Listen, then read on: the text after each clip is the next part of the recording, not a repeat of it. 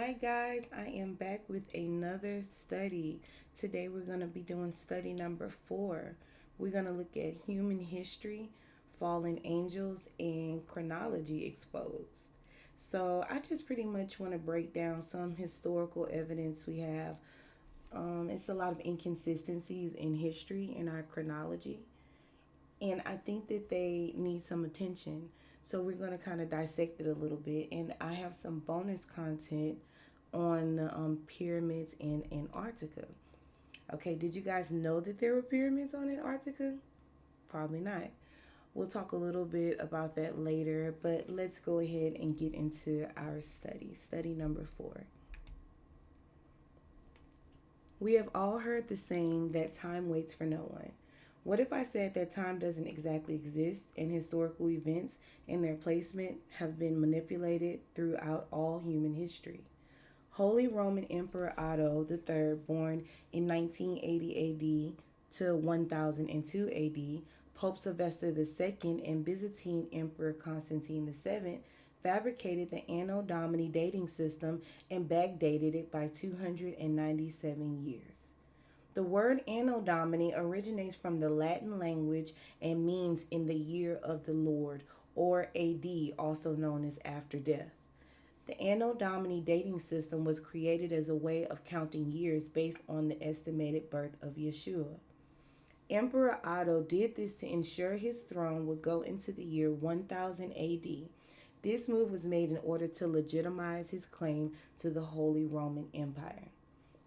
So, as we see, a lot of the kingships and the rulers of these kingdoms, they will do anything. I mean, they will lie, deceive, anything to legitimize their claims to their thrones. And we have to be aware of that.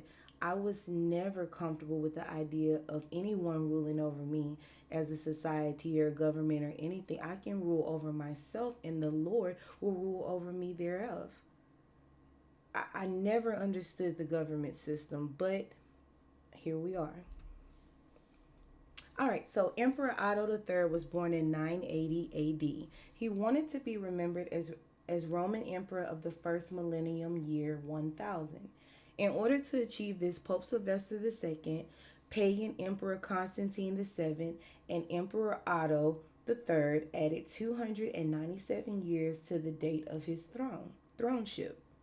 Subsequently, he died in 1002 AD. The creation of this false chronology was achieved through the alteration, misrepresentation, and forgery of documentary and physical evidence coming out of the Dark Ages from 500 AD to 1000 AD. The Dark Ages is a 500-year span of treachery, barbarism, and unaccounted for history. The Dark Ages is a term used to describe a period in history that began after the fall of the Roman Empire and ended with the beginning of the Renaissance. The Dark Ages were from 500 current era to 1000 current era, which is just AD, guys. 500 AD to 1000 AD. The term is characterized by cultural decline, lost history, and unaccounted for historical events, if any. Now, one interesting fact, I'm going to go back, about Constantine the First is he was a known homosexual. He was known to practice homosexuality. Many Roman emperors practiced homosexuality. One example is Emperor Hadrian, who ruled from 117 AD to 138 AD. And guys, you can Wikipedia this, look it up for yourselves. Remember, I'll always tell you guys, measure everything anyone tells you, any information that's given to you. You need to measure it for yourselves. That's discernment. That is a gift of the Holy Spirit. All right. Emperor Hadrian had a wife, and they seemed to be close, but she was never more than an advisor or ally. Now, in Egypt, Emperor Hadrian met a young man named Antonius, and the two fell in love. And when Antonius died, Hadrian was devastated and made him into a deity or god. He deified him. That's how in love um, Emperor Hadrian, which was one of the known homosexual emperors, he deified his lover after his death. So that's just a very interesting account. These people practice homosexuality, I mean, to the maximum. And homosexuality, we all know, is not of the Lord. It's not of the way of Yahweh. It's not the way of the Bible, the Torah. It's not the way. How can we reproduce if we are indulging in sexual desires that yield no fruit? I'm going to leave it right there. All right, guys. So next we have Joseph Justice Scaliger. He was a French Protestant. And guys, Protestant is a branch of Christianity that believes that salvation comes by means of divine grace. The goal of Protestants is to reform the Catholic Church's theology from perceived abuses and discrepancies that have been documented. That's what Protestants are. They believe that you gain elevation and salvation through divine grace. Now Joseph Justice Scaliger is the creator of the Scaligerian Chronology. He was a French Protestant. Scaliger's work on chronology were among the greatest contributions of the Renaissance era. Scaliger is also the creator of the Julian period. The Julian period is a chronological interval of 7,980 years. Year 1 starting at 4,713 BC. So the timeline that his chronology is starting from his year 1 is year 4,713 BC. That's his year 1, where his chronology of human history begins. So before Scaliger, most attempts to date the events of ancient history relied on the Bible, at least up to the point where the Greeks started writing history themselves. Scaliger read ancient writers such as Manetho, Berosus, and Eusebius, which allowed him to begin assembling a timeline that included Egyptian and Babylonian history. All right. Now, a critic of the Scaligerian chronology created by Justice Scaliger was Anatoly Fomenko, who came over 1,000 years after Scaliger, but he found some inconsistencies. So here's a little information, a little introduction on Dr. Fomenko. Anatoly Fomenko is a renowned Russian mathematician and a critic of the Scaligerian chronology. Fomenko argues Scaliger's chronology loops back on 3 occasions, thus creating chronological shifts of about 300 years. If events were duplicated 3 times, amounting to 300 years, the correct year we will be in is 1724. Ooh, wow, 1724. We get that by 2024 minus the 300-year discrepancy. That would technically put us in year 1724. So Fomenko also created his own revision called the New Chronology, based on statistical correlations, the dating of zodiacs, and by examining the mathematics and astronomy involved in chronology with updated equipment, telescopes, and more accurate celestial maps of the 1900s. So we see here Dr. Fomenko, he started using more updated graphs and celestial maps to correlate and cross examine Dr. Scaliger's work. I don't think Scaliger was a doctor, but yeah, we'll just say theologian. So he used these different graphs to cross reference all of our historical prophets, if you will. And Dr. Fomenko found several inconsistencies amounting to up to about 300 years. Now, it makes sense because before Fomenko was ever even born, we have Emperor Otto, Constantine, and Pope Sylvester setting the calendar, backdating a calendar introduced to that era by 297 years.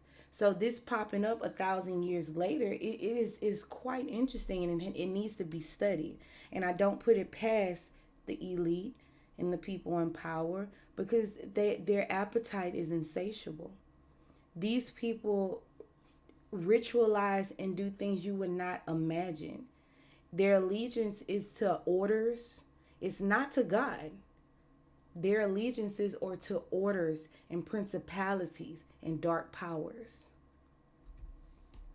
So here's the front page of Dr. Anatoly Fomenko's book he wrote. He felt so deeply about the chronology of human history and its inconsistencies that he compiled lots of information with lots of other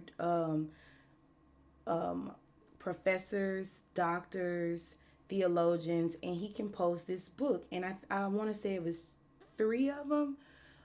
This is Chronology 1, though, and this is the introduction of his works and what he's trying to explain in the message he's trying to convey about human history and the chronology and timeline of it. So we're going to lay some foundation about Dr. Fomenko's accreditation and explore this false chronology. All right, guys. So here I have one of the pages of his preface. It was too much information to try to get it all in one. So I just picked one great page out of his preface that kind of explained where he was going with the notion he was making that chronology is wrong, that Scaliger got it wrong. And it was intentional, not from Scaliger, but from the governments and principalities that rule this world. All right, so the preface of Dr. Fomenko's book, History, Fact or Fiction, Chronology 1, goes as: one might wonder why we should want to revise the chronology of ancient history today and base our revision on new empirical statistical methods. It would be worthwhile to remind the reader that in the 16th, 17th century chronology was considered to be a subdivision of mathematics. Prior to having gradually transformed into a field of historical studies considered complete in general and only requiring minor eventual clarifications, leaving the actual edifice of chronology intact. And yet we discover that the contemporary official version of the chronology of ancient history is full of prodigious contradictions and inconsistencies which deserve an attempt of partial clarification and re-edification based on the methods of modern statistics at the very least. One often hears the question about who could possibly motivate a mathematician into wanting to study a seemingly historical problem. Dr. Fomenko is a mathematician, guys. I don't know if I mentioned that. The answer is as follows. My primary interests are those of a professional mathematician. They are thus rather distant from his historical and chronological issues. However, in the early 70s, namely in 1972 to 1973, I had to deal with the dates of ancient eclipses during my studies of one of the key problems in celestial machines. See Chronology 1, Chapter 2 for more details. It had to do with the computing so-called coefficient d in the theory of lunar motion.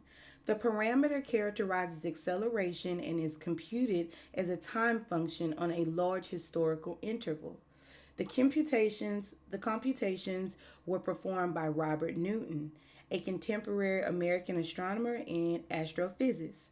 Upon their completion, he had made the unexpected discovery of parameter d, behaving in the most peculiar manner, namely performing an inexplicable leap to the interval of 8th to 9th century AD. Or maybe that's 10th century, guy. I'm still learning my Roman numerals. It's a great learning experience. Okay, this leap cannot be explained by conventional gravitational theory and is implorable to the extent of making Robert Newton invent mysterious extra gravitational forces in the Earth-Moon system that suspiciously refuse to manifest in any other way.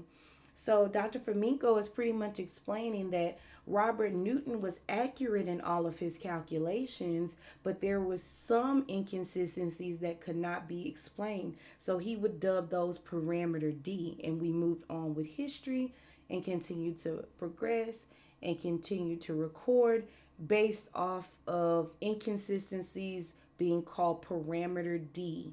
Okay? So, nobody's perfect, and history is not perfect. But we have some major conflicts here, and Dr. Flamenco is going to explain it in this next paragraph. This inexplicable effect attracted the professional interest of the mathematician in me.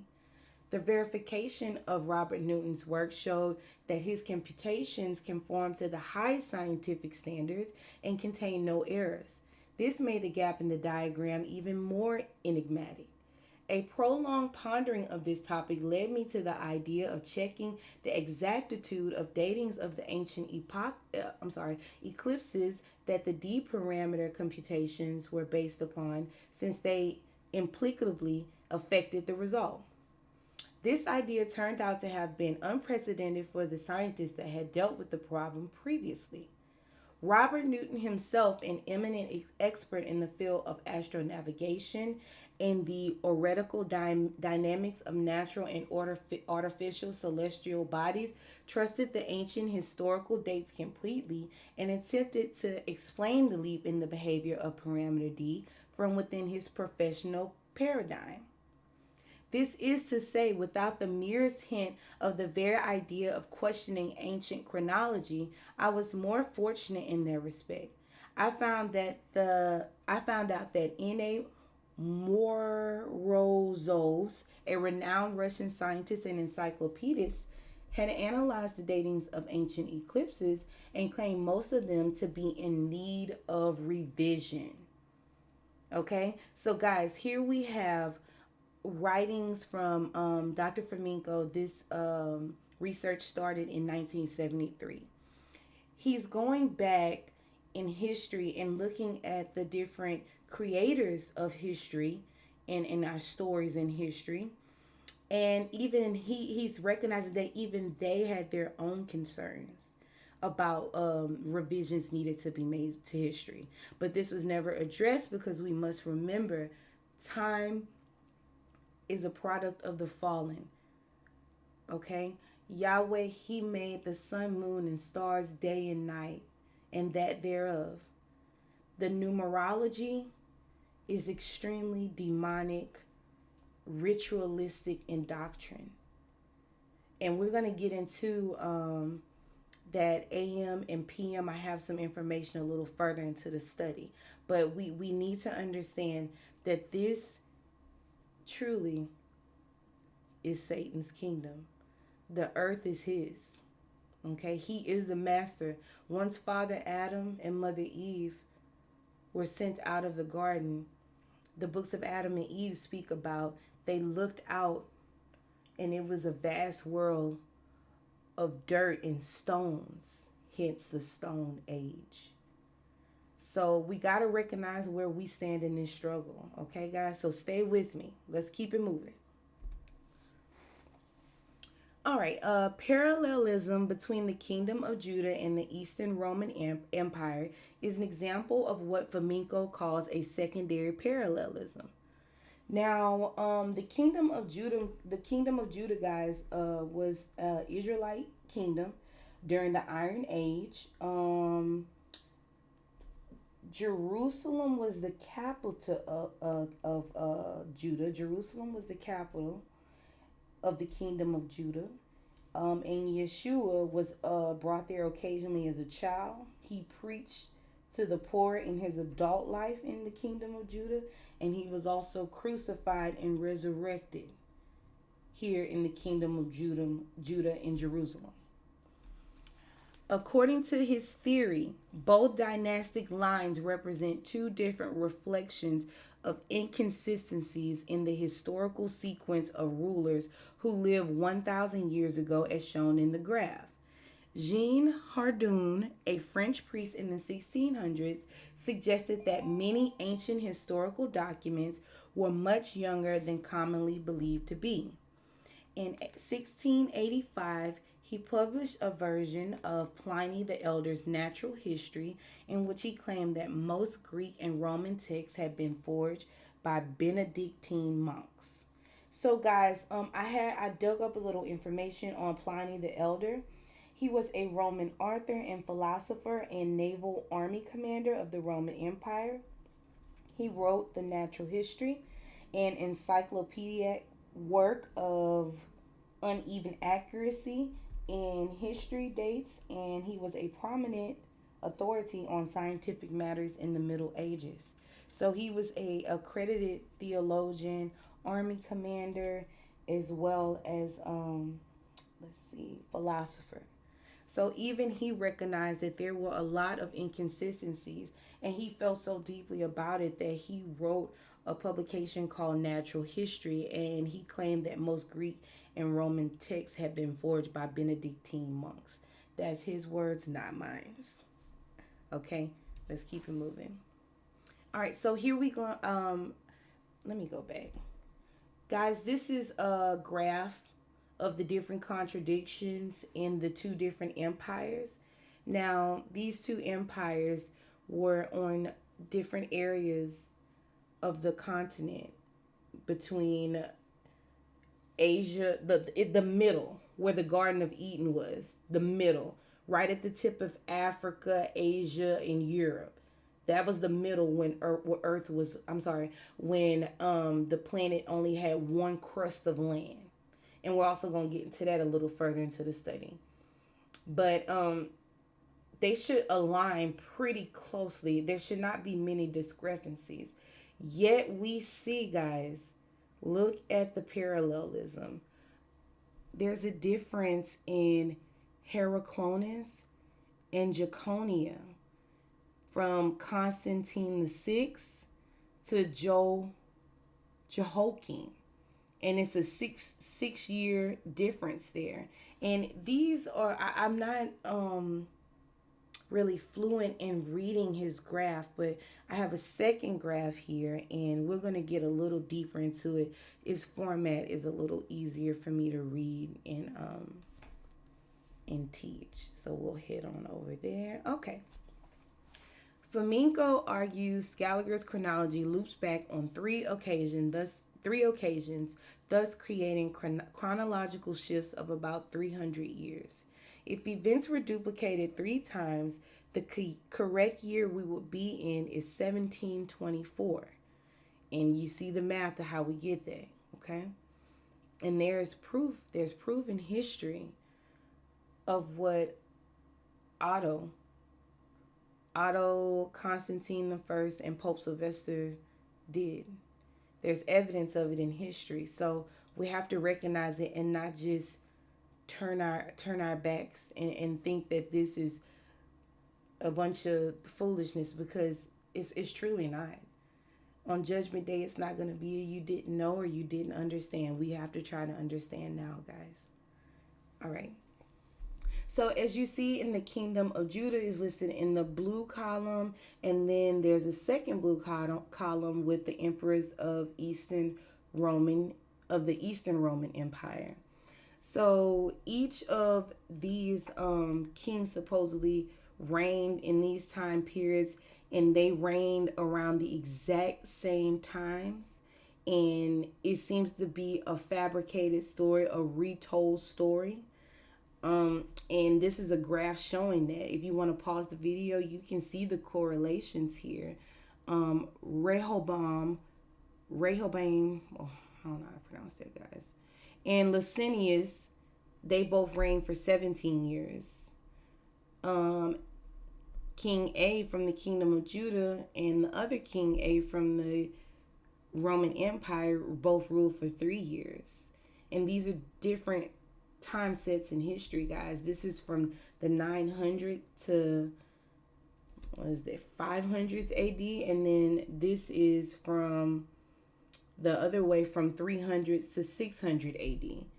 So it's a lot of discrepancies here that Dr. Flamenco really delved deep into with a lot of other professors and scientists. All right, so next we have the Julian calendar. It was the system of dating followed from 46 BC onwards. This calendar added one extra day in every 4 years, giving us our leap year because it had been calculated that the Earth takes 365.25 days to complete its circuit around the sun, not exactly 365 days. Unfortunately, this calculation was not entirely correct. And of course it wouldn't be correct, guys. You're not God. These people, these deities are dead nuts. This may seem like a very small amount, but over a large number of years the figure builds up. The Gregorian calendar, which was created in 1582 AD by Pope Gregory the Eighth, was introduced to fix the Julian calendar. Remember, the Julian calendar, it was calculated that the Earth took 36.25 days, which these people that are in charge of history and writing our history books are saying that that was inaccurate.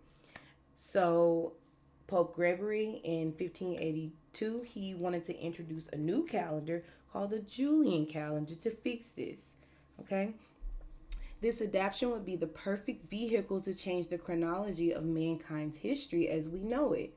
In 1582, Pope Gregory the Eighth ruled that this new calendar, called the Gregorian calendar, would now be used because the old Julian calendar had added an unaccounted number of days. Unaccounted. I put that in red, guys. Unaccounted number of days. These people pick and choose how they want to do it, when they want to do it. They have control over everything. Satan's legion. Pope Gregory decreed that on October 4th, 1582, that following day would be October 15th. Let me say that again, guys. Pope Gregory decreed that on October 4th, 1582, the following day would be October 15th, not October 4th. This is one of the many examples of the historical record being tampered with by governments and kings. Romanesque architecture was still prevalent in year 1000 AD, but if the Roman Empire had fallen 500 years earlier, surely architecture should have evolved at some point. Romanesque architecture was still prevalent in the Dark Ages, yet if the Roman Empire had fallen 500 years earlier in 476 AD, then the architecture should have evolved at some point. This is a picture of a Roman structure called the Erechtheion. It is an ancient Greek temple constructed on the Acropolis of Athens in modern day Greece. Guys, this structure is from over 1600 years ago, 1600 years ago. This is even more detailed than modern architecture.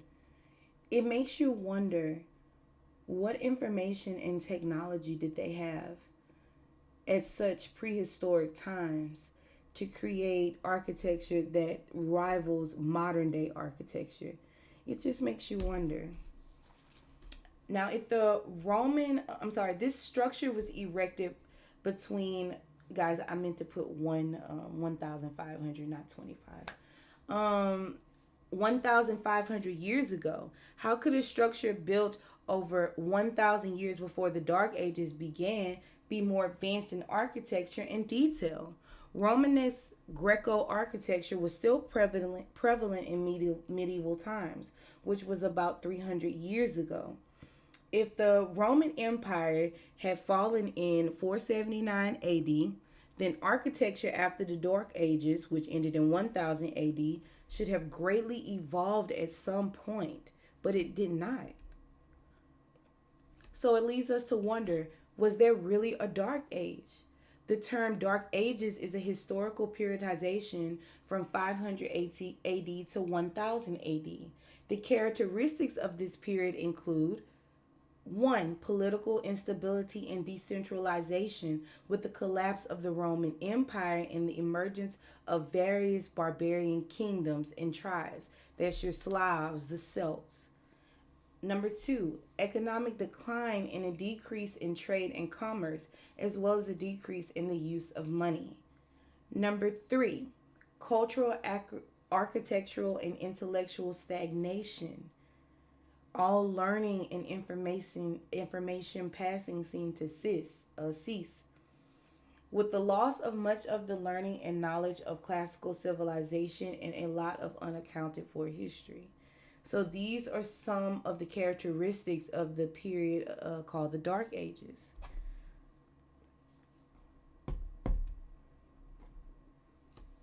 All right. Give me 1 second, guys. One brief second.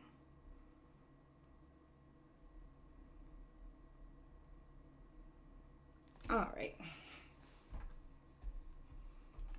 So, historical documents from the period of the Dark Ages were often copied as their originals were faded or worn out.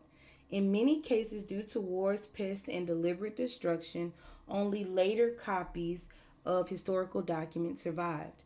Knowing this fact, we cannot trust these later copies to accurately describe the original period. During the Dark Ages, there were no castles built, the historical record shows. The era of castle building began well after the Dark Ages. So, what exactly were the Dark Ages, and why is the historical record about it so inconsistent? Glad you asked, I'll tell you. The pyramid called the Dark Ages was added to fit the elite's narratives and synchronize their lies and deception about the chronology of human history for earthly gain and a crown in Satan's kingdoms and governments. Another aspect of the phantom time theory suggests that theologians may have underestimated the 500-year period of the Dark Ages by an extra 500 years. This theory proposes that we are behind in time by a mere 1,000 years. Isis in the Latin Greek transliteration of the Hebrew name Yeshua the Christ. I'm sorry. Isis is the Latin Greek transliteration of the Hebrew name Yeshua the Christ. In Latin, the letter J had not been created yet and was represented by the letter I. The letter J was created in 1524 by Gian Giorgio Trissino, an Italian author and grammarian who lived from 1478 AD to 1550 AD. The next slides will show coins and news articles from the 1700s using an I in front of the dates opposed to a 1. I is the ninth letter of the Latin alphabet, not the 10th. So the letter I in these following slides on these coins, does not represent the number 1000. I have examples of coins supposedly made in the 1700s with the letter I used opposed to the number 1. We have been thoroughly lied to about our history's chronology. What I would like to know is, why was the chronology of our history falsified? All right, guys, so here we have a coin from 1755 AD Britain. As you see on the coin, I have put an arrow to show you it says I-755. Though this coin was supposedly produced in 1755, it does not reflect the number 1, it reflects the letter I. Another example of a coin from the 1700s is this one from a coin from Britain. It was supposedly created in 1726, but as we see on the coin, there is no number 1. There is only a letter I.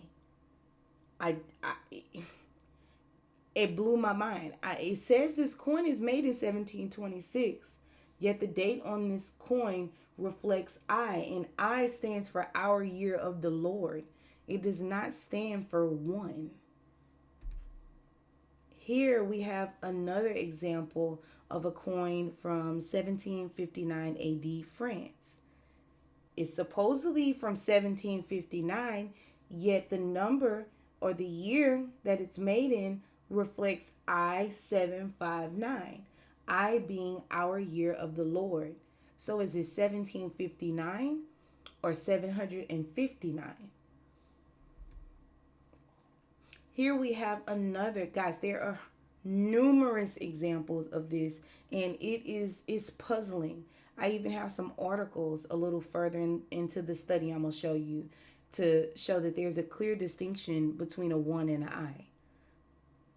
So here we have a coin from 1692 AD France, and it's supposed to be from 1692, yet we see it says I-692. I means our year of the Lord, not 1. Now, in the name around this, it has Setomen Domini. The word Domini has 2 I's in it. So it's not a misprint. It's not a misprint. There's a reason. Because we've been lied to about our history's chronology. What if I told you the Garden of Eden was no more than 3,000 years ago? What if I told you that? So here we have another example. I put the name of this coin if you guys want to research that a little bit. It's from Austria from 1565, 200 years further back. And here we have it again. It's supposed to be from 1565 AD, but this coin clearly says I-565. So is it from 565 AD or is it from 1565 AD? I put another arrow at the top of this coin to show you this word ion.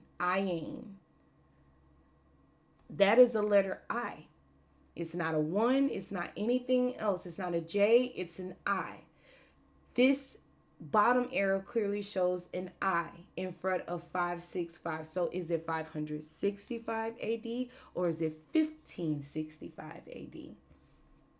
They've lied to us. Here, guys, I didn't even know I put this many examples in. I guess I was on one when I was creating this. Okay, so here we have another example, and I put a description of this coin for you guys to search for yourselves. It's from 1500 AD. And here we go, guys. We have another instance. If this coin is from 1500 AD, why does it have our year of the Lord 500? Is it 500 AD or is it 1500 AD? What is our truth here? Don't worry about it. We're going to get to the bottom of it. So another example of the I being used in the 1700 time period, the medieval time period, is in this article about slave trading. And it clearly has July 24th, I-769. So these news printers, these y'all, it's just almost too much. It's just too much. These people have lied to us, guys. We gotta stand. We gotta rise up for our children, for their salvation. We have to protect them because our children know nothing of this. It's up to us to learn it and bring it back to them and help them to gain their salvation through Yahweh and Yeshua HaMashiach's blood. We've got to wake up. We've got to wake up, guys. Black, white, purple, I don't care what color you are. We all brothers and sisters. But I want to be and I want to stand up for what's right. I don't want to live in a lie no more. Here, guys, we have another article, another example of the letter I being used the letter I being used in 1786. Now, is it year of the Lord 786 or is it 1786? Clearly, the I in the word magazine is the same as the I in 1786. 1786's date. Is it a coincidence? I don't know. Let's keep exploring.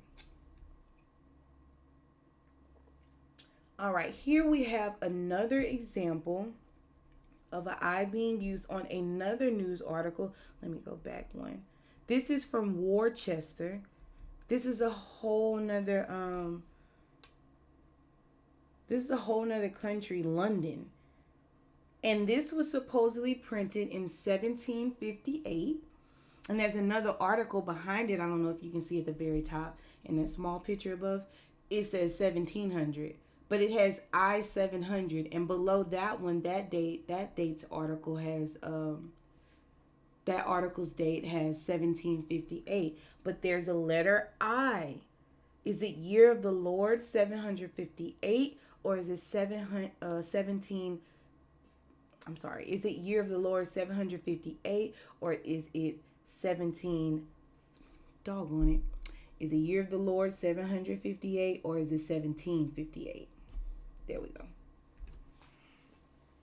Okay, guys, so these are some coins that also came out of the 1700s, and they blatantly and clearly show the number one in the datings on these coins. Okay, so is that just a mass misprint from the medieval times and Renaissance, or is it something that they're not telling us? Yeah, it is. They lie about everything. All right, this coin is from 1792 AD. It is clearly with the number one and not an I. What did the gatekeepers of the banking systems of the world and satanic elite aware of about the chronology of history that we were not? The same instance with this coin from 1792 AD France, clearly using the number one.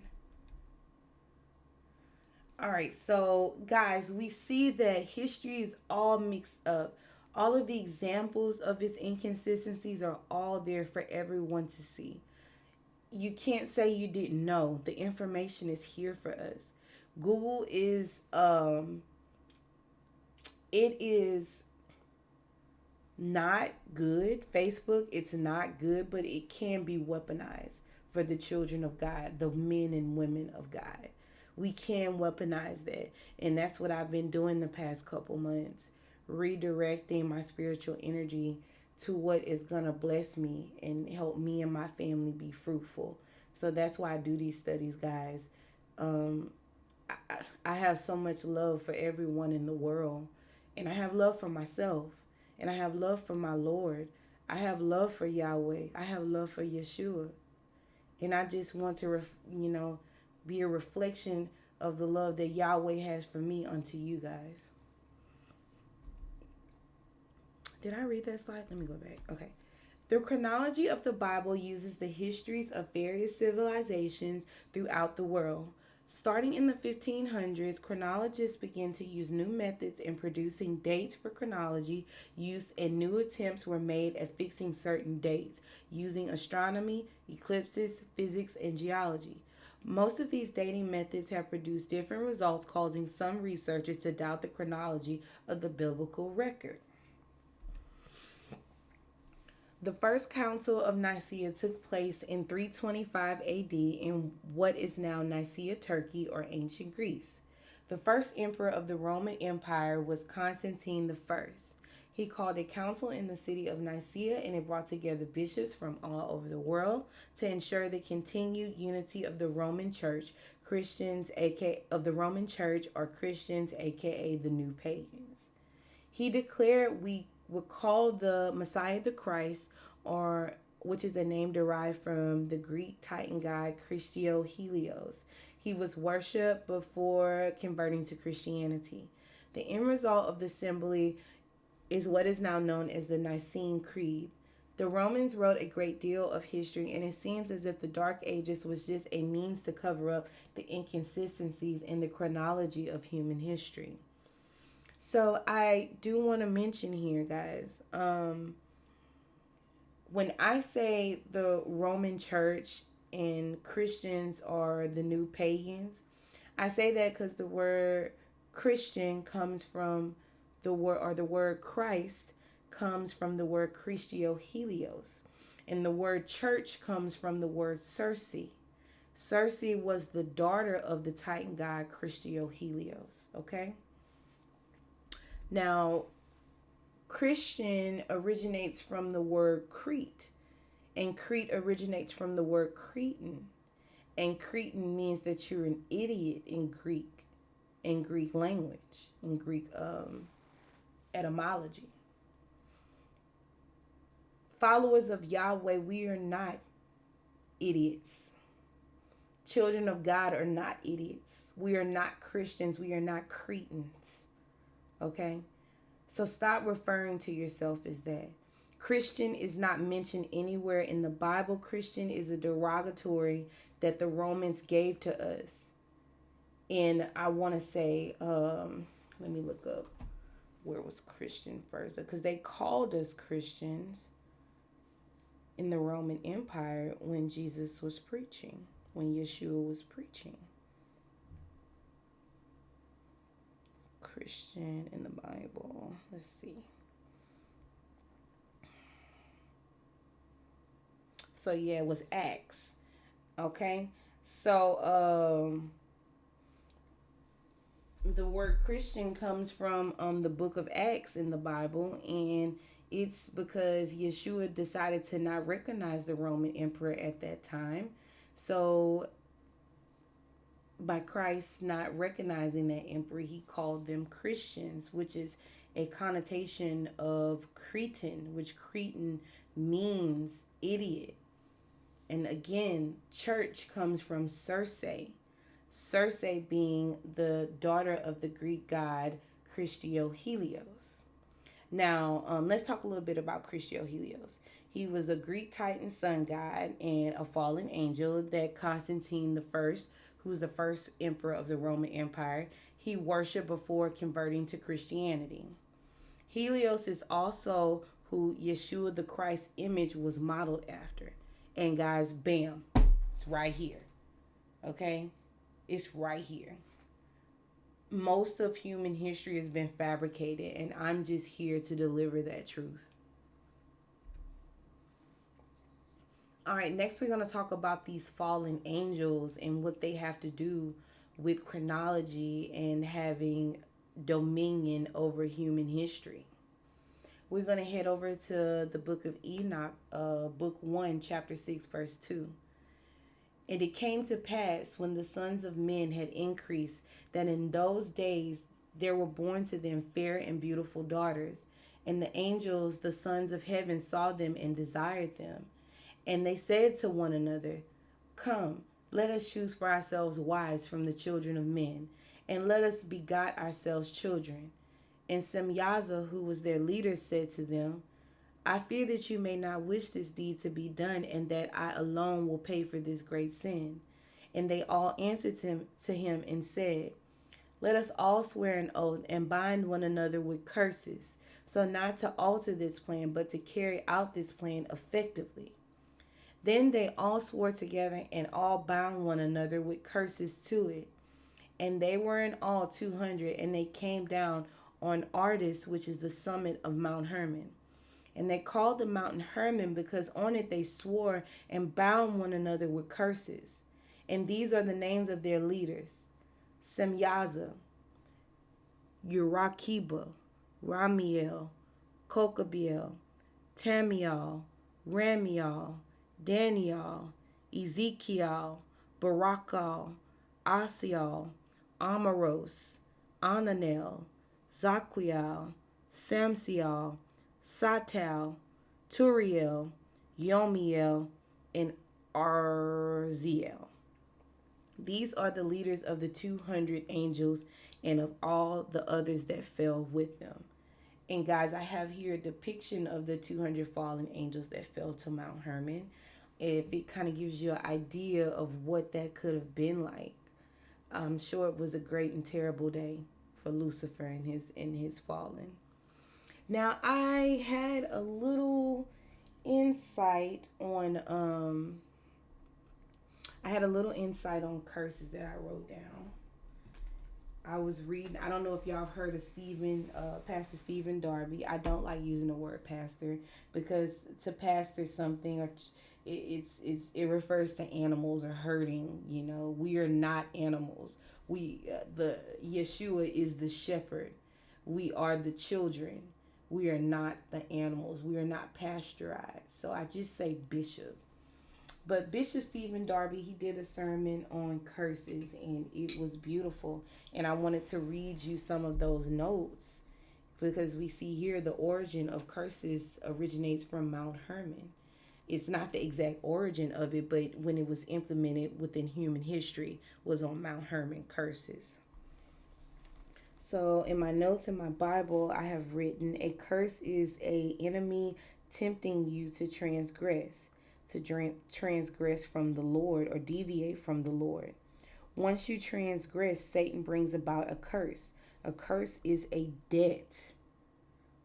Spiritual attack from demons ushered in through transgressions. That's what a curse is. A curse is a debt or a spiritual attack from demons ushered in through transgressions. He has to be invited. These demonic beings and fallen angels, Satan, Lucifer, the devil, they have to be invited. You have to give them reign. Okay, you have to initiate it. They cannot just come and do things to you. That's why I say people that are living wrong and things happen to them, it all comes with the territory. You have to live right and live righteous and at least try. Just try to live a clean life. It's nothing. It's fun. It feels good to be blessed and fruitful and know that you have spiritual protection in this fast-paced, unclean world. All right. Some other notes I had was we have to keep in mind that Satan is a lawyer. Satan is gonna always he's the one that's gonna decree, hey Lord, your servant is not doing right. We saw what he did to Job. That is the perfect example. He is here to call out, he's the great accuser. So when you go and lapse and you do something wrong or you backslide, you better believe Satan is gonna be knocking at the Father's door saying, hey, hey, hey, your most precious creation is backsliding. They're doing wrong. Come over here. Come look at this. I'm accusing them. They need to be dealt with. That's what Satan is doing. I'm telling you, while you sleeping, him and his demons are plotting and scheming. They've got nothing but time. Okay. Satan is the accuser of man and he operates through earthly laws. Okay, the great accuser operates through earthly laws. He does things like he'll put a thought in your head, and you get a new car and you're thinking, oh man, I hope nobody don't tear my car if I just got this new car. Are you putting in an application for something you may be trying to get approved? I ain't gonna get approved. They gonna look at this and look at that, and I'm not gonna get any of that I'm hoping for. That is Satan trying to attack you and keep you from your happiness. You can't allow what might happen to you to stop you from trying. Because sometimes I know I got to a point in my life where I was just so cried out, so just done with everything that I just didn't even try to go any further. I just went to work. I was just a zombie because I just knew that Satan had a stronghold over me that I could not fix unless I was good and ready to. And I finally got good and ready to a while back, and I've been blessed since, guys. So I just wanted to read y'all some of my notes just so you guys can stay woke, okay? And know that Satan capitalizes off of our transgressions. He is the great accuser. All right, guys, so here's a picture of Mount Hermon. Now, these back-bending demons that fell after the great war in heaven is represented here through the Paramount Studios logo, okay? Now, this is not a coincidence, guys. These fallen angels, these celebrities and entertainers, basketball players, they pray to these fallen deities. It's hundreds of them, thousands of them, and they pray to them and allow them to come into them to help enhance their performances and enhance their influence over people. It's witchcraft. And it's right here, movies and stuff. Me and my husband found that we can't watch a lot of the things we used to because our spiritual being is disturbed with some of the horror movies we've encountered, and we've had to turn it off. Stuff that we previously were able to take. We enjoyed it, like Star Wars, Harry Potter. We enjoyed all that stuff. Now it just does not seem right, and that's that discernment. That's the Holy Spirit talking to you, because remember, you have to give these demons, these entities, gateway, and movies and music, their gateways. So you just be aware, be aware. But I want y'all to know, one of the greatest movie studios, Paramount, okay, a Viacom, which Viacom owns majority of the entertainment industry, is a representation of Mount Hermon, where the 200 fallen angels fell. All right, so this is the bottom of Mount Hermon, the mouth of it. And Mount Hermon is a mountain, but it also, at the bottom of it, it has a cave. Now, no one can really explain how this cave was created. We just know that these fallen angels fell to it. And at the mouth of it, we have the cave of Pan. All right, so pagans made sacrifices to the fallen angel Pan. These sacrifices included children and male and female virgins. He was worshipped at the mouth of the cave called Caesarea Philippi, which is located in Galilee, Israel. And this is at the foot of Mount Hermon, known as the Devil's Mouth, also known as the Devil's Mouth. This cave was considered a gate to the underworld by pagans, and is said to be the birthplace of the Greek god Pan. It's also interesting to note that what type of tools from these ancient times could have been capable of cutting through rock with perfect angles and straight lines like this. Okay? It's just so much to get into. My brain gets so scrambled. I can't quite think of everything that I want to talk about. But in these ancient times, when these 200 angels fell, this was after the flood. Okay? What technology could they possibly have had to carve out the side of a mountain? The side of a mountain. It's mind blowing how they've hidden the truth. And you have to go searching for it. That's the only way you'll be set free. You have to go looking for it. Because I'm a red pillar all day. I'll take the truth over fiction any day. Okay, so next, here's some images or portrayals of the Greek god Pan, also known as Faunus in Roman mythology. Guys, remember mythology: Nordic, Slavic, Greek, Roman, Egyptian. They're all just identifications of fallen angels. It ain't no deity or gods other than Yahweh. You better believe it. It's just classifications of all these fallen angels and their attributes. That's all mythology is. And they try to guise it under the word myth, so you think that it's not real. But I tell you, the truth is stranger than fiction. All right. The foot of Mount Hermon is also known as the entrance to the underworld. Guys, look at this. This is, oh my god. And look how big it is. These people compare it to it. What can cut through this type of rock so deeply? It looks like a mouth. Honestly, it looks like the opening opening of a mouth with several rows of teeth, very sharp teeth that are rotten. When I first saw this, guys, I was deeply disturbed. I'm not even gonna lie to you. There wasn't explosives back then that we know of. What could have carved this out in the side of this mountain? All right, so here's some examples of the offspring of the fallen angels that fell to Mount Hermon.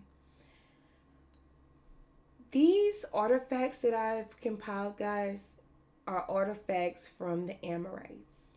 Now, the Amorites were descendants of the Nephilim, children of the fallen, and they mainly depict sex work or sexual intercourse, and just they did these things out in the open, guys. I don't know if you can imagine a party at City Hall, and all the people at City are sliding. Okay? They're sliding. It is disgusting. I could never. These people were so obsessed with sex and reincarnation and defiling the children of men. It is beyond. That's why Yeshua HaMashiach had to come and die and be the perfect sacrifice to atone for this defilement of these fallen angels. But let's get back into it. The Israelite spies who first entered Canaan characterized the inhabitants as strong and their towns as fortified and very large. These were the Amorites. The Amorites descended from the men of renown and the giants called the Nephilim. Fallen angels, guys. The Nephilim were the legendary offspring of the sons of God and the daughters of man.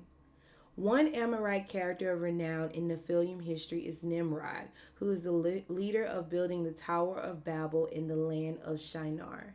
Now, guys, I have each thing color coded because each slide is gonna give you a little bit more insight on the Tower of Babel and the land of Shinar and Petra. Now, the Tower of Babel, Nimrod was the leader of building the Tower of Babel. And the Tower of Babel was pretty much, it was the people of the earth at the time being so prideful that they thought that they can build their own creation up to the heavens and beyond it. And they were their own gods. They got so prideful, so comfortable in their lust and their sin, in their sacrifices to these foreign and false deities, that they thought that they can become their own gods and build their own temple. So they erected the Tower of Babel. Now, God came down to review this creation that man at the time had created. This is after the flood too. He looked at the creation of this and he was not pleased. He saw a prideful people. So what he did was he confused the languages of all these different peoples that came to this metropolis to build and erect this monument as a reflection of their pride. So he scrambled all their languages, and that's why it's called the Tower of Babel. And another interesting fact is the app that teaches you different languages is called Babbel, if I'm not mistaken. Like, these people, they know exactly what they do, and these corporations, and mind you, America is a business. America is a corporation that is in the business of selling, producing, and consuming bodies. Corporation, hence the word corpse. We have to be aware, guys. And then going back on that, guys, you see Nimrod, he's holding a lion. That's how big he was. He was so big. These offspring of these Nephilim, these beings were so huge that they can hold a lion in their arms as if it was a kitten. Okay? You can only imagine the terror of the children of God that were still left on in this place after this flood. So this is Shinar in Petra. This is also where Indiana Jones was filmed. And the producers and writers of these films, they're more than not often, archaeologists, theologians. So they have insight on different conspiracies and inconsistencies in history, and they use those and base a lot of their movies off of. So Indiana Jones, one of its scenes was filmed here in Shinar, which is in Petra, Jordan. Now, Shinar is where the Edomites roamed, and the Edomites descended from Esau and Jacob, who come from Rebekah and Isaac. So you got Isaac, Rebekah, and Rebekah had Jacob and Esau. And Esau sold his birthright to Jacob for a bowl of red lentil beans. So Esau, once he did this, he was condemned by the Lord and sent away, and he went to the east. He went to the east and he landed in Shinar. And this is the historical birthplace of the Edomites. He was with a Hittite woman, and they bore children. Tubal Cain was before him. I don't know the exact names, but we'll talk more about that. I'm actually trying to get my subscribers up, guys, because I cannot go live until I get 50 subscribers. And I think our studies are going to be so much more fun when we get there. But until then, I'm kind of stuck piecing together in slideshows like this. So please feel free in the comments if you have any corrections, because we are learning together. Please drop them in the comments, and don't forget to like and subscribe to the video. I always forget to say that. Thank you guys so much. So here are some more structures of Shinar. What in the heck can dig into the side of a mountain like this? I need to know what. This is just mind blowing. What could possibly have done this? And these are ancient times, guys. This is during your predating Roman Empire, predating all of this. It's so mind boggling. It really is. So next, we have one of the symbols, the Eye of Horus from ancient Egypt. These people are so demonic. These fallen angels are so heavily rooted in mythology, occultism, that they model everything off of God's creation and create it into a perversion. So the Eye of Horus, I don't know if many people know, is based off of the pineal gland in your brain. And I have two pictures to relate. It's mind blowing, guys. Look at this. Look at this. Okay, the thalamus is the main relay station for all sensory and motor information from the body to the brain. It also plays a role in movement, motivated behaviors, and spiritual consciousness. So your thalamus is what the third eye of Horus is modeled after, his spiritual consciousness from our human brains. Sick. The Eye of Horus comes from Horus losing his eye to his uncle Set, who later became Satan in Christian religion. Now, guys, I mentioned we have to stay woke, stay aware that we are in a spiritual battle. So I can pose a small chart of our spiritual battle line of action. So you have God. In our world consists of God. He is the one true. In the fallen's world, Lucifer, and I lowercase all of these demons and these adversaries of Satan. I undeify them by lowercasing their names. So we have God on our side and Lucifer as the fallen's leader on their side. Our Messiah is Yeshua, and on their side is Satan. Lucifer, Satan, and devils. Those are three different things. Lucifer, Satan, and the devil. Mind you, that's LSD. Lucifer, Satan, and the devil. But we have Yeshua, our Messiah, and their Messiah is Satan. And then in our world, we have the host of heaven, which are angels. In their world, their host are demons or devils. Okay? They are different, guys. We have to recognize this so we can fight the good fight and have victory. All right. Time in the meridian demon. So AM is an abbreviation for the Latin phrase ante meridium, which translates to before midday. It refers to the time of day between midnight and noon. PM is an abbreviation for the Latin phrase post meridium, which translates to after midday. It refers to the time of day between afternoon and evening. The term meridian demon or noonday demon is used as a synonym and personification of acedia, which means to lack care in Greek. Meridian is a connotation of meridium and is a demonic figure thought to be active at the noon hour, which its victims succumb to restlessness, commonly known as the 2:30 feeling, or inattention to one's daily duties in general. Here's another depiction of the meridian or noonday demon spiritually manifesting in our daily activities. Guys, this stuff is creepy. I just don't understand what these people, these messengers of the flesh, why would you want to consort with these demonic beings? Why? You have this thing at the bottom of the tree in the right bottom of this picture. What the heck is that with a knife in its head? That is horrible. You have a woman resting in a pasture in the middle of the picture, resting, and there's a demon there holding up her pillow for her to rest on. You have a demon in the bottom left hand corner feeding or subconsciously feeding someone while they're in bed, eating in bed. I mean, you have people at these tables looking very sluggish. This is just highly demonic. This whole world is consumed with it. And we have to understand these curses and the signs. They're all there for us.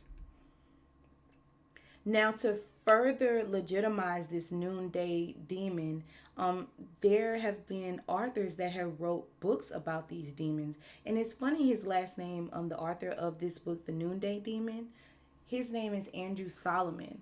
Solomon consorted with demons, and he actually has the most accurate depictions in historical and biblical times depicting the characteristics and attributes of different demons. He's the father of demonology, actually, King Solomon. Andrew Solomon explains his own struggles with the illness and interviews. I'm sorry, he's struggling with depression, guys, and he's studying it in personal culture and in scientific terms. So he explains his own struggles with the illness and interviews fellow sufferers, doctors, scientists, policymakers, politicians, drug designers, and philosophers. Solomon reveals the subtle complexities and sheer agony of the disease called depression.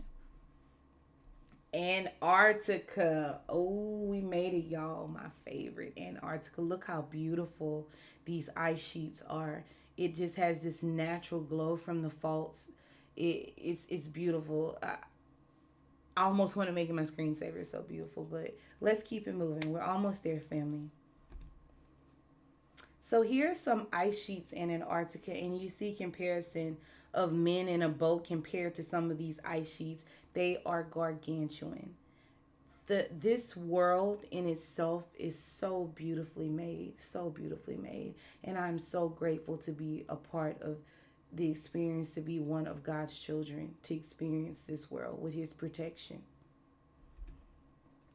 Here are some more beautiful ice sheets and some I wouldn't say bridges, but some ice arches. And I mean, look at that beautiful glow, guys. Just the natural wonders of the world. I cannot believe that we would turn a blind eye to to God's creations that pay allegiance to these fallen ones. Why don't we just kick them out of society and make our own new society, our own happy society for our children and future generations? But no, that'll be in a perfect world. Let's keep it moving. So, Antarctica, I just wanted to show you kind of a world map view. Antarctica, if you were to lay the world flat, which I believe is flat, and the depictions of global maps are generally spread out flat, Antarctica would be, if we put it into a spherical shape, completely surrounding all of the countries, right? Now, that's if you believe that the earth is flat. If you believe it's round, Antarctica would be at the South Pole, okay? This is how I would depict that flat earth would be, because it said that the Lord mentioned He separated the water from the waters, and the firmament, there are waters above it and there are waters below the earth. So the books of Adam and Eve, I've been reading those, guys. Such a good read. Love it, love it. Good insight on the conflict with Adam and Eve and Satan. Very interesting insight, and I believe it to be scriptural um, text, can verifiable scriptural text. Now, Adam and Eve, book 1, chapter 54, verse 2 says, "And they walked in that condition to the southern border of the garden, and they began to go up to the border until they came to the eastern border, beyond which there was no more land." So here we are, another example of biblical text telling us that there is the ends of the earth. Now, if it were round, the ends of the earth would be infinite, right? Because you would be walking in a circle continuously. But here we have biblical text that predates flat earth theory, telling us that Adam and Eve walked to the border until they came to the east of it and there was no more land. Interesting stuff. So in the Hebrew Bible, Sheol is the underworld, which is underneath the earth, and the earth is underneath the firmament. And I explained in the picture, it shows the waters above the firmament, and the waters beneath Sheol are called the great deep. And the deep is mentioned in Genesis. So that is very important to note, that it all adds up. God's word is never faulty. It always remains the same. It never changes. And I love that. The Old Testament for the word Sheol is abode of the dead, and is derived from a word meaning hollow. Now here are ancient depictions. Even at the bottom right hand corner, we have Freemasonry depicting the world, or their perception of the world, all with domes. Okay, Islam has a great, at the bottom corner in the middle, it has a great depictions of the different heavens. And they've always told us that the space is so vast, that's why planets don't collide so often. But what it is we are in different firmaments. Each planet, each celestial body has its own firmament, which allows it to not collide and allows it to work in unison, like a gyroscope, kind of. So here's kind of that ancient Islam depiction. I really enjoyed this one. I know you guys have heard of the seventh heaven. This stuff does not come out of nowhere. I don't want you to believe that these people have a creative imagination where they're able to create these scenarios and these. No, guys, this stuff comes from something. Where there is smoke, there is fire. Okay? This mamba jamba about an infinite space and all that stuff, it's none of it's really verifiable. All we can go off is our word. That's the only thing we can trust in this land. But this is just a great depiction, like I said, of all of the celestial bodies in their own firmaments, which are stacked on each other and gyrate amongst each other and never collide. That's why we will never experience a collision of two planets or two celestial bodies in space, because God made it perfectly. He made our world perfectly. Okay, and that's what they don't want to tell you. Here's another depiction of Atlas holding up the world, and the world is depicted, like I said before, in a gyroscope. That is why none of the planets or celestial bodies collide, because each celestial body or planet is in their own firmament. And it all rotates within each other like a giant gyroscope. I don't know if y'all remember the movie 13 goes towards the end. And it showed that big machine. It was like a gyroscope and cogs and stuff within a machine. That seems to be how the Lord created our beautiful world, so that it would never collide amongst each other. The planets would never collide amongst each other. And there would never be a cataclysm as far as the celestial bodies. His creation was perfect, and it always has been from the beginning. So this is just another picture of the pyramids on Antarctica. And here is a picture I found on Google, guys. They have stairs on Antarctica. There are stairs on Antarctica. I did not understand. I'm like, man, I almost wish I can do an expedition there and go see for myself. I would have to Holy Spirit activate, but I would do it. I would. But yeah, here's another example, guys, of Anomalies in Antarctica. Here we have stairs clear as day in an area of Antarctica underneath its ice sheets. Whew, whoo, child. And this is a zoomed out image of it to show that it's not just the blurriness from the cloud. This is clearly stairs on Antarctica. Google Earth.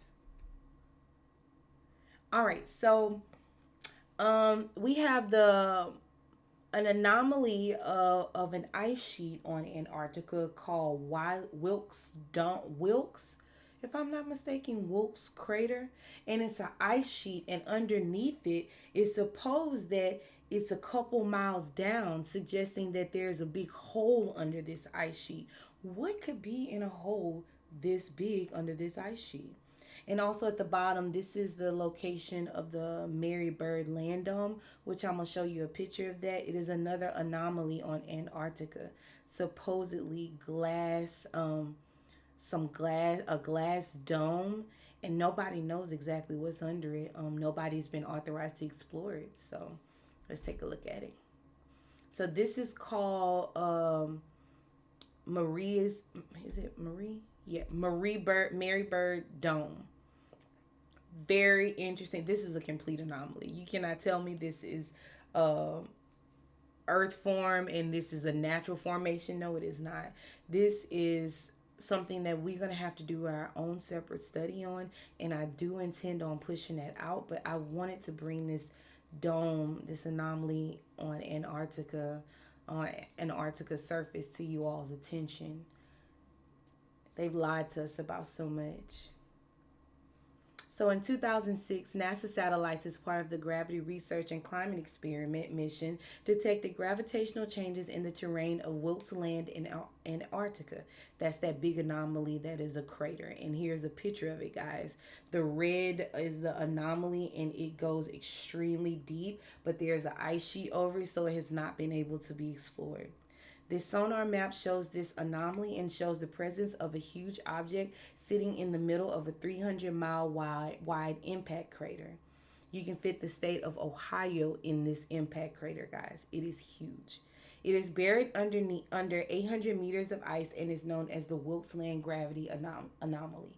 The land was first sighted during an expedition by the U.S. Naval Commander Charles Wilkes in 1838, hence its name. So many secrets on this beautiful lump of dirt. So, guys, my closing remarks, I just want you guys to stay steadfast in your word, love one another, take care of one another, teach your children the ways of the Lord, teach your children how to protect themselves, not just spiritually, but not just physically, but spiritually. You know, take care of your mothers and your fathers. Be upstanding. Love one another. All we have is us, guys. Children of Israel, Gentiles. All we have is each other. Okay, this is a battle between the good and bad, and all we have is each other. So we don't have much time, you know, and we we've been going the wrong path for a long time. So since we haven't been able to make it right in past generations, while we still have time, how about we just make it right today? Always, always, always read your Bible and pray. Every morning that you open your eyes, you pray and you give him praises, and your protection will follow, okay? Now, our next study up is going to be the books of Adam and Eve, the conflict with Satan. Y'all, I enjoyed it so much, and you guys are going to enjoy it too. So just give me a little bit of time, and thank you guys for watching, and please like and subscribe to the video. Help me get the algorithm up so I can keep pushing out content. I am not paid for any of this, and I don't care to be. I want to do this so I can try to save a generation. All right, guys, as always, I love y'all. Peace.